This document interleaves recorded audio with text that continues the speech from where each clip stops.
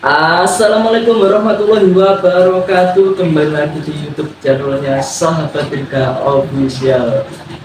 Bagaimana nih kabarnya? Semoga sehat selalu ya. Jadi pada kesempatan kali ini kita akan menyaksikan video-video lucu saat sidang MK. Yuk, bagaimana videonya? Yuk kita saksikan bersama ya. Sudah terlambat, minta cepat pula, belum disumpah pula. Siapa tetangganya? Tetangga, Pak. Namanya siapa? Ya namanya tetangga lah.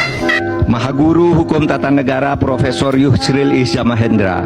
Berkaitan dengan kartu tanda anggota advokat, ada yang sudah kadaluarsa.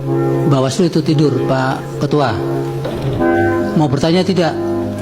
Belum dijawab majelis. Iya. Tolong dijawab. Iya, tidak usah terlalu semangat. Bapak mau jawab tidak? Harusnya konsekuen dengan jawabannya. Jangan cuma omon-omon. Anda tidak bisa memaksa seperti itu. Dua kali pidana ekonomi atau ahli nujum atau ahli apa dan dihadirkan di sini.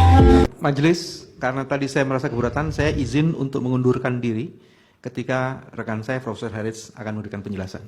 Nanti saya akan masuk lagi di saksi ahli yang lainnya. Silakan. Sebagai konsistensi dari sikap saya. Terima kasih. Ya. Majelis yang mulia, saya kira sebelum Saudara Bambang Wijayanto meninggalkan tempat. Sudah nggak apa-apa, Pak Edi, itu kan haknya beliau juga. Ya, saya kira saya berhak untuk tidak terjadi karakter assassination karena begitu dikatakan oleh Saudara Bambang hari ini pemberitaan dengan seketika mempersoalkan keberadaan saya. Saya hanya ingin mengatakan secara cuma 30 detik bahwa pemberitaan yang disampaikan oleh Saudara Bambang itu tidak disampaikan secara utuh.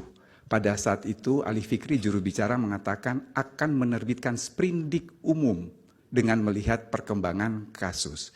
Dan yang kedua, status saya sebagai tersangka sudah saya challenge di Pengadilan Negeri Jakarta Selatan dan putusan tanggal 30 membatalkan status saya sebagai tersangka. Jadi saya berbeda dengan Saudara Bambang Wijayanto yang ketika ditetapkan sebagai tersangka, dia tidak men-challenge tapi mengharapkan balas kasihannya Jaksa Agung untuk memberikan deponer. Terima kasih. Di dalam tim ini posisi Anda itu sebagai apa? Sebagai orang yang diminta untuk memberi kesaksian tentang kerusakan DPT. Oh enggak, pada waktu Pilpres kemarin. Kalau Anda dari kampung, mestinya yang Anda ketahui kan situasi di kampung itu, bukan nasional kan? Majelis, mohon maaf. Saya di kampung tapi saya bisa mengakses dunia melalui kampung, Pak. Loh, bukan begitu. Ya, ini saya ingin. Itu di dalam bilik. Mohon maaf Pak, bukan ketua KPPS, tapi anggota KPPS.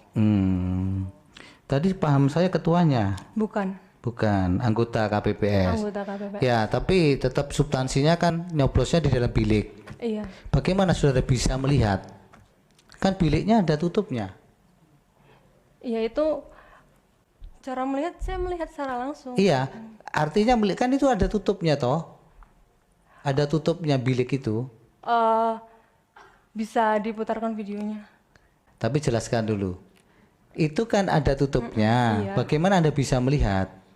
Terlihat, itu kan tutupnya kan begini bentuknya. Jadi saya tuh dari sudut sini. Terlihat dari samping, seperti itu. Yakin betul bahwa itu Jumadi itu anggota KPPS itu mencobloskan pemilih yang akan mencoblos itu? Yakin betul Pak. Tapi itu bukan Jumadi namanya Pak, itu anggota KPPS, bukan Jumadi namanya. Kok Anda itu bagaimana? Tadi Bapak nanya ketua KPPS-nya siapa, namanya Jumadi, tapi yang mencoblosan itu bukan ketua KPPS. Ya karena Anda pertamanya ada ketua KPPS mencobloskan. Makanya yang saya kejar adalah identitas ketua KPPS-nya. Saya bilangnya anggota KPPS. Itu belakangan. Ya sudah, nggak usah kita berdebat itu. Termohon, Pak Hasim. Bapak kok diam saja? Karena sudah ada kuasa. Terima kasih Iya, majelis. Saya kira kami mengikuti apa yang ditentukan oleh majelis. Terima kasih. Kamu seperti hantu terus menghantui aku.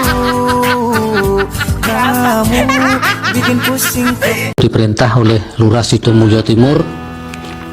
Sidomulyo Timur mana ini? Lampung. Riau ya. untuk mendata penerima bansos tetapi khusus untuk pendukung 02. Silakan Pak. Siap. Terima kasih Yang Mulia. Nama saya Surya Dharma dari Pekanbaru Riau. Pada tanggal 8 Februari sekitar pukul 16.30 saya ke Sekretariat PPS, itu tepatnya di kantor lurah, untuk mengambil dana operasional TPS. Di situ diserahkan formulir pada saya untuk mendata warga yang dikhususkan untuk memilih 02 dan akan diberikan bansos. Itu yang nyuruh di kelurahan siapa? Mendata untuk lurah. Lurah. Ya. Siapa namanya? Namanya nggak bisa saya sebutkan sini Pak. Ini persidangan. Nggak usah. Nanti malah keterangan Bapak jadi diragukan nanti. Maksudnya nama kelurahannya? Nama lurahnya. Oh, nama lurahnya apa? Ibu Yuliarti. Yuliarti ya.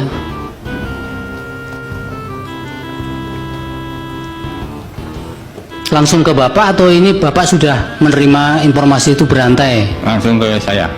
Oh.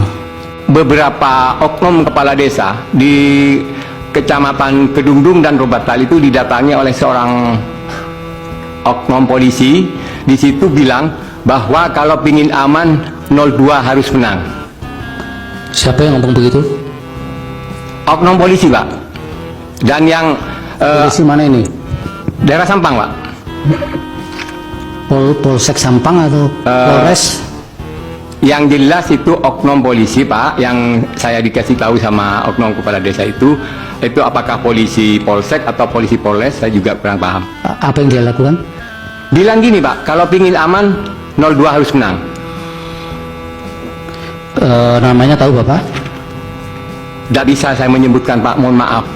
Saya khawatir jiwa saya akan terancam. Jangankan menyebut nama orang yang memberitahu saya. Saya sendiri ke sini ini Pak, karena demi kebenaran bertekad untuk hadir di persaksian persidangan yang mulia ini Pak. Baik, tapi keutuhan keterangan Bapak menjadi agak tidak bulat kalau memberikan keterangan. Mohon maaf Pak, saya tidak bisa menyebutkan namanya Pak. Ini parah nih. Oke. Itu beras ya Pak Prapto? Ya Pak? Beras dalamnya. Beras dari Bulog. Tapi ada logo stiker Prabowo Gibran. Langsung kejadian begitu saya langsung menghubungi ya. Pak Alam Sahamdani, Wakil Ketua DPD PDI Perjuangan Sumatera Utara. Apa yang Bapak laporkan? Saya diambil keterangan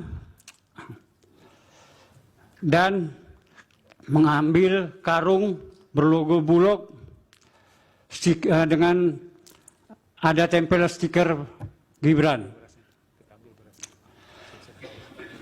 Itu menjelang hari penyoblosan,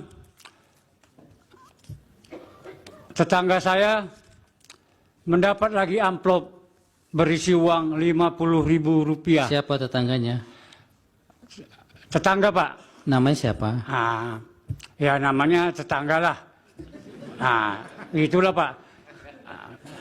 Saya melihat aja Pak. Tetangga-tetangga tuh yang nggak rahasia umum lagi tuh Pak.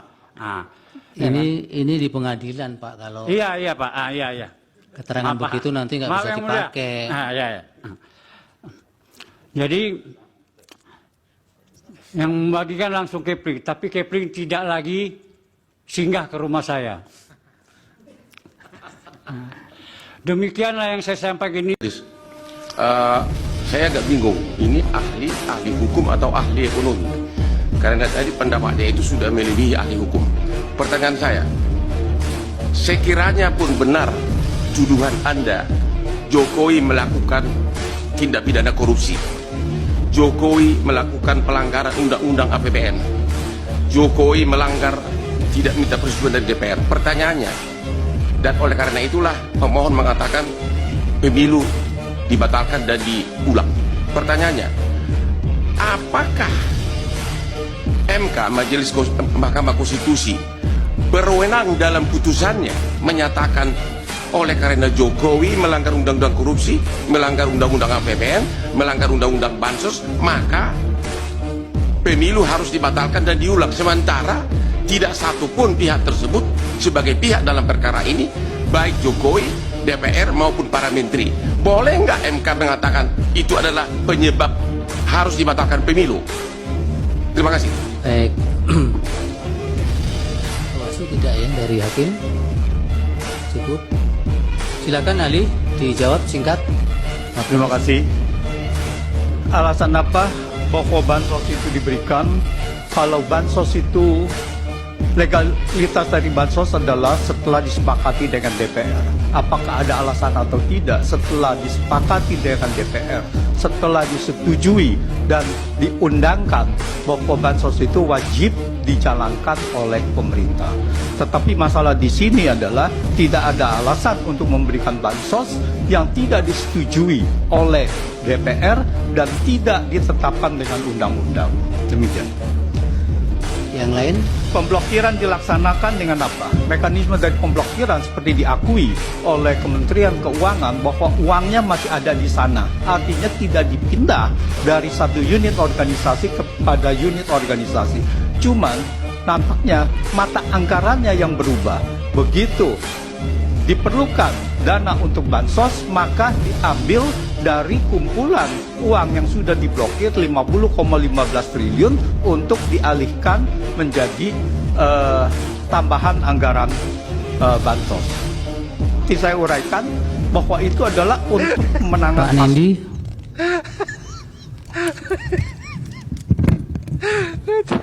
Terima kasih Yang Mulia. Saya ingin menceritakan tentang pembagian bansos yang terjadi di desa saya. Bapak sebagai penerima juga ya? Iya. Kapan itu Pak? Dari Januari, kemarin juga masih dapat. Januari, terus? Kemarin itu kapan? Berapa hari ya itu masih. Saya juga nggak mengikuti nih yang sudah pemilu ini. Iya, sudah pemilu. Oh, itu ada lagi? Belum. Loh, maksudnya apa ya? Kapan Bapak terima bansos itu? Terakhir? Bulan ini. Tapi saya nggak tahu, nyuruh istri saya ngambilnya. Bulan ini, bulan Maret ini? Iya. Bulan Maret terakhir. Iya, terakhir bulan Maret. Terus ya. yang Januari? Saya juga saya nggak memperhatikan tanggal dan pembagiannya, Yang Mulia. Yang jadi perhatian setelah saya pemilu itu, atau sebelum pemilu? Sebelum ada. Setelah ada. Setelah ada. Ya. Mengambilnya di mana istri? Di balai desa, Yang Mulia. Apa kata istri? Apa ada pesan-pesan juga ketika mengambil bansos itu? Pesan sih nggak ada apapun lah dari sekitar itu ya. Cuman ada caption dari pendukung 02. Menurut keyakinan saya orang itu pendukung 02. Ada foto beras sudah datang. Ini boleh kan dengan bahasa Sunda? Ya. Di dalam caption itu di grup diceritakan bahwa beras itu dari Pak Jokowi. Itu ya? Iya. Tapi karena yang mengambil bukan saudara sendiri, istri ya? Yang terakhir ngambil istri. Yang terakhir, yang pertama? Ya, selalu diambil istri, Yang Mulia, maaf. Saudara terpengaruh dengan pemberian itu di dalam memilih, dalam mencoblos? Untuk saya pasti enggak. Untuk pribadi. Istri? Nggak ada cerita? Saya nggak nanya juga. No. Apalagi Pak Nendi? Itu saja? Sudah. Pak Suprapto? Karena ahli itu kadang-kadang kalau tidak yakin bibir-bibir ditinggal itu. Nah, yang digas itu yang betul-betul dia kuasai itu. Itu ahli di mana-mana begitu. Ah, ini Pak Toyo juga ini.